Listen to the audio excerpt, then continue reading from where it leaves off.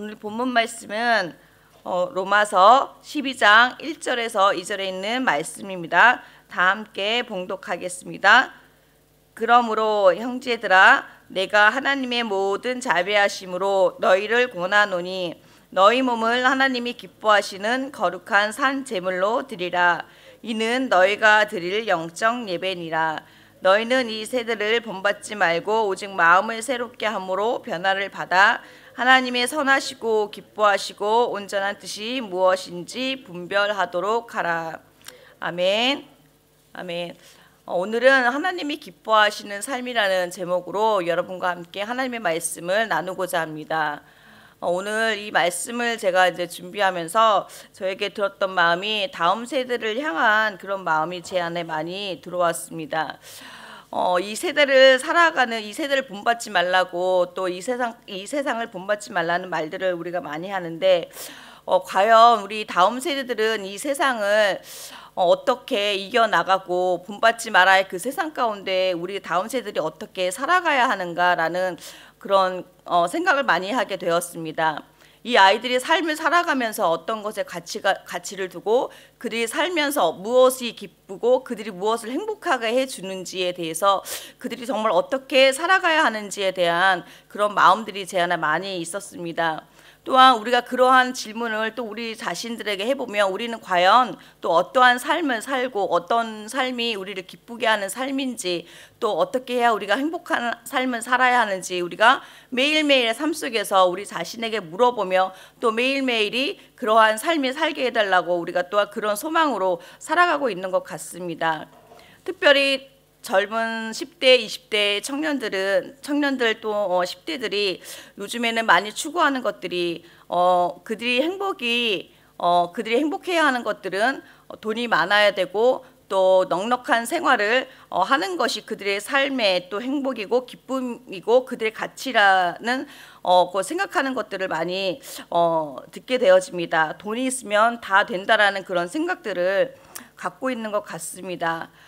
그러한 것들이 왜 우리 아이들에게 그러한 생각들이 왜 많이 있을까라고 생각을 해보면서 이런 것들이 또 우리가 드라마나 TV를 보면서 이런 것들이 자연적으로 우리 아이들에게 그런 생각들이 들어가고 있구나라는 것들을 제가 어저께 말씀을 준비하면서 또 생각해보게 되었습니다.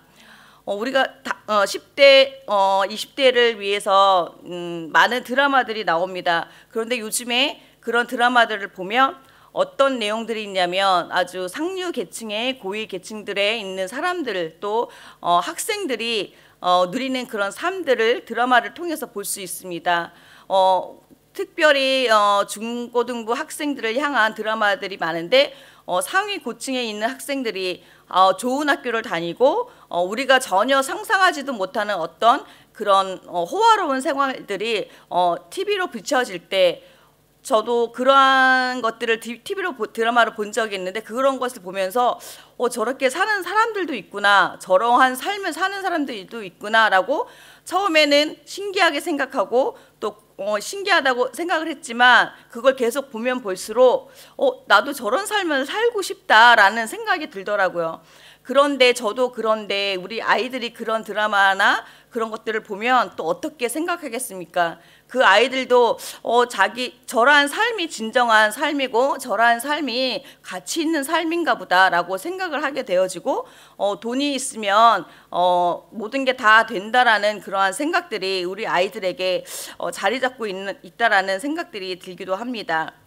또한 특별히 또 10대, 20대의 드라마를 보면 우리도 모르게 세뇌된다고 하죠. 거기에 보면 마약이나 또 성, 부도덕, 또 폭력 이런 것들이 자연스럽게 우리들에게 접하게 되는 것들을 보게 되어집니다. 이것이 미디어를 향해서 우리 아이들을 타깃으로 되어지는 것이라고 저는 생각되어집니다. 며칠 전에도 TV 다큐 드라마는 아니고 TV 프로그램인 것 같아요. 다큐멘터리 같은 거. 거기에 중고등부 학생들이 학교에서 마약을 특히 한국 애들이 마약을 한다는 것들을 많이 알게 되었습니다. 사실 그것이 이제 그렇게 하면 안 된다라고 다큐멘터리로 보여주는 거지만 솔직히 그거에 대해서 생각하지 못했던 아이들이 그거를 봄으로 인해서 학교에서 저런 것도 하는구나라고 생각을 하게 되어지고 나도 한번 해볼까라는 생각을 할 수 있다라는 것이 더 저는 그게 더 제 마음에 와 닿고 정말 이게 무섭구나라는 생각을 하게 되었습니다. 그런 아이들에게 우리 이 다음 세대를 본받지 말라는 이러한 가치관이 있는 이때에 우리가 어떻게 교회에서 우리 아이들에게 어떻게 해주어야 할까라는 고민도 하게 되어지면서 로마서 12장 1절에서 2절에 있는 말씀을 준비했는데 이 말씀을 통해서 우리가 어떻게 살아야 하는지, 우리가 먼저 된 자로서 그러한 삶을 살아가고 또한 그러한 삶으로 우리가 우리 아이들에게 보여줄 때 우리 아이들이 이 세대를 본받지 않고 또 하나님을 기뻐하시는 삶을 살게 되는 그러한 아이들이 될 줄로 믿습니다. 로마서 12장 1절에서 2절에 있는 말씀은 하나님 기뻐하시는 삶에 대한 중요한 가르침을 담고 있습니다. 이 말씀을 통해 여러분과 제가 어떻게 하나님을 기뻐하시는 삶을 살아갈 수 있는지 나누어 보기를 원하고 또한 그러한 결단의 시간이 되기를 기도합니다. 로마서 12장 1절을 다시 한번 읽어보겠습니다. 그러므로 형제들아 내가 하나님의 모든 자비하심으로 너희를 권하노니 너희 몸을 하나님이 기뻐하시는 거룩한 산 제물로 드리라. 이는 너희가 드릴 영적 예배니라. 너희는 이 세대를 본받지 말고 오직 마음을 새롭게 함으로 변화를 받아 하나님의 선하시고 기뻐하시고 온전한 뜻이 무엇인지 분별하도록 하라. 로마서는 16장으로 되어 있습니다. 1장부터 11장까지는 주로 교리 문제에 대해서 다루고 있고 또 12장에서 16장은 삶에 대한 실천에 대해서 다루고 있습니다. 이것을 이어주는 것이 12장 처음인 그러므로인데 우리가 믿음으로 구원을 얻게 되었으니 이제 우리가 구원받은 자처럼 또 실천으로 옮기며 살라는 것이 12절이 시작되는 그러므로부터입니다. 이 말씀 속에서 우리는 세 가지 중요한 요소를 발견할 수 있는데요. 첫 번째로 영적 예배의 회복입니다. 두 번째로 삶의 변화입니다. 그리고 영적 분별입니다. 첫 번째로 하나님께서는 우리의 몸을 거룩한 산 제물로 드리라고 말씀하시며 이는 우리가 드릴 영적 예배라고 말씀하십니다. 구약의 예배는 짐승을 제물로 드리는 제사의 행위로 예배로 드려졌습니다. 짐승이 피 흘려 죽음으로 우리의 죄가 사함을 받게 됩니다. 그런데 이러한 제물을 바치는 제사는 오래 반복됨으로 인해서 사람들이 곧 제사가 예배 행위가 곧 형식적으로 드려지는 또 습관화된 예배, 또 하나님의 임재가 없는 예배를 드려졌습니다. 하나님은 이러한 이스라엘 백성들을 향하여 나는 이제 지겨우니 제발 그런 희생의 제물을 그만 가져오라고도 말씀하셨습니다. 진정한 예배는 나의 죄를 인정하고 고백할 때 또 우리가 하나님과 가까워지며 죄의 삶을 살았던 내가 하나님의 임재 가운데 새롭게 되는 나를 발견하는 것입니다. 즉 내가 죄인임을 고백하고 예수 그리스도의 은혜로 생명을 찾는 시간인 것입니다. 또한 예배는 우리의 헌신을 드리는 것입니다. 우리의 몸을 거룩한 산 제물로 하나님께 드리는 것입니다. 헌신이 무엇입니까? 누가 강요해서 드리는 것이 아니라 내가 스스로 선택해서 나의 의지로 하나님께 드리는 것이 헌신입니다. 이는 단순히 우리의 행위나 또 시간의 일부를 드리는 것을 넘어서 우리의 전 존재를 하나님께 드리는 것을 의미합니다. 이 시대의 헌신은 매우 희귀한 덕목이지만 하나님이 기뻐하시는 삶을 살기 위해서 우리는 모든 것을 하나님께 드리는 것이 필요합니다. 이런 것을 드리는 우리 모든 성도 여러분들이 되시기를 축복합니다. 헌신의 본질은 어디서부터 오는 걸까요? 헌신의 본질은 사랑에서 비롯됩니다. 하나님께서 우리를 먼저 사랑하셨기 때문에 우리는 그 사랑에 응답하여서 우리 자신을 하나님께 드릴 수 있는 것입니다. 예수님께서 우리를 위해 십자가에서 자신의 생명을 드리셨듯이 우리도 우리의 삶을 하나님께 드리는 것이 마땅하다고 생각합니다. 그래서 우리는 예배를 잘 드려야 합니다. 그냥 습관으로 드리는 예배가 되지 않기를 축복합니다. 예배 가운데 성령님의 임재를 사모하며 예수님의 은혜가 여러분에게 흘러넘쳐 생명이 있는 예배가 되기를 축복합니다. 두 번째로 사도 바울은 이 세대를 본받지 말고 오직 마음을 새롭게 함으로 변화를 받으라고 권면합니다. 예수님을 만난 우리들은 변화된 삶을 살아야 할 줄 믿습니다. 그 변화된 삶이 무엇입니까? 이는 우리가 세상의 가치관과 관습을 따르지 않고 하나님의 말씀을 통해 우리의 생각과 마음을 새롭게 해야 한다는 것을 의미합니다. 우리의 삶의 변화는 성령님의 역사하심을 통해 이루어집니다. 따라서 성령님을 사모해야 하고 성령님을 사모하시는 여러분이 되시기를 축복합니다. 우리가 말씀을 묵상하고 기도하고 성령님의 인도하심에 순종할 때 우리의 삶은 점차적으로 변화되는 줄 믿습니다. 이러한 삶을 사는 성도 여러분들이 되기를 축복합니다. 그렇지만 이 변화는 단번에 이루어지지 않습니다. 우리의 일생을 거쳐서 지속적으로 조금씩 변화되어지는 과정인 것이라고 생각되어집니다. 제가 어느 기자 목사님이 되기 전에 기자 출신인 목사님이 있었습니다. 그분은 예수님을 믿기 전에 어떤 교회에 가서 어떤 교회를 취재하려고 교회를 들어갔는데 그 교회에 들어갔다가 예수님을 만나서 목사님이 되셨던 분이 계셨습니다. 이분이 하나님을 만나고 나서 변화되어진 것이 예배를 빠지지 않았다는 겁니다. 새벽 예배, 수요 예배, 금요 철야 예배, 예배라는 예배는 모두 참석하였고 또 교회에서 하는 봉사라든지 헌신할 수 있는 것, 교회에 가야 하는 그 모든 일에 정말 열심으로 섬겼다고 합니다. 그런데 어느 날 아내 되는 분이 목사님께 이렇게 말씀하셨다고 하더라고요. 왜 이렇게 교회를 열심히 나가냐고. 그래서 목사님이 말씀하시기를 내가 예수님을 믿고 하나님을 믿으니까 당연히 나가는 거 아니냐고 이렇게 말씀을 했는데 그럼 교회를 나가면 변화되어져야 하는데 왜 변화가 하나도 없냐고 이렇게 아내분이 말씀하셨다고 합니다. 아내분은 원래 믿음이 있는 분이셨대요. 믿음이 있는 분이셨고 그 목사님이 하나님을 믿게 해달라고 계속 기도하셨던 분이시래요. 그런데 그분이 목사님에게 그렇게 말씀을 하셨다는 겁니다.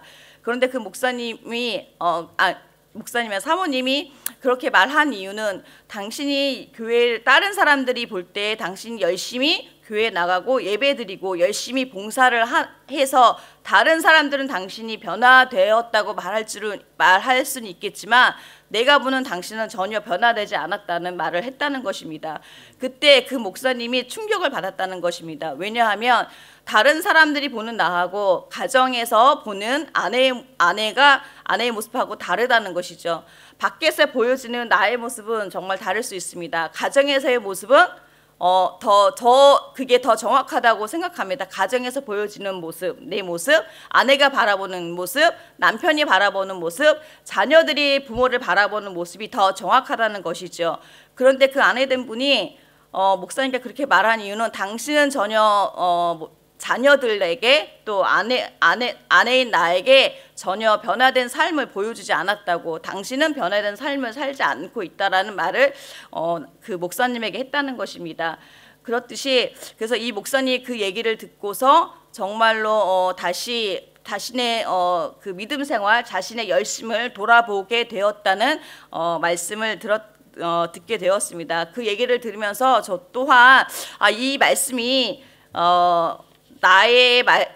내 자신이 아닌가라고 생각해 보기도 했습니다. 저도 나와서 말씀 선포하고, 사실 이 자리에서 말씀을 선포하는 게 사실은 좀 두려운 부분이 있습니다. 왜냐하면 제가 말씀을 선포하면서 또 그 말씀대로 살아가야 하기 때문입니다. 그런데 그렇게 살지 않고 말씀을 선포를 했을 때는 제 안에 여러 가지 힘들고 그 부대끼는 것들이 있습니다. 그래서 이 목사님이 그 사모님이 말했던 것처럼, 목사님에게 사모님이 말했던 그 부분이 저에게도 있지 않나라고 생각을 해보며 다시 하나님께 회개하는 그런 시간을 가졌었는데, 그럼에도 불구하고 또 이 자리에 서 있게 하신 분이 예수님, 하나님이신 줄 믿습니다. 그렇지만 그러한 변화되는 모습, 또 이렇게 조금씩 변화되어지는 모습으로 되어지는 줄 저도 믿습니다. 그렇게 되기를 저도 소망합니다. 여러분들도 가정에서 또 교회에서만 열심히 있는 것이 아니라 가정에서 또 변화된 모습, 또 부모의 모습, 또 남편의 모습, 아내의 모습으로 살아가기를 축복드립니다.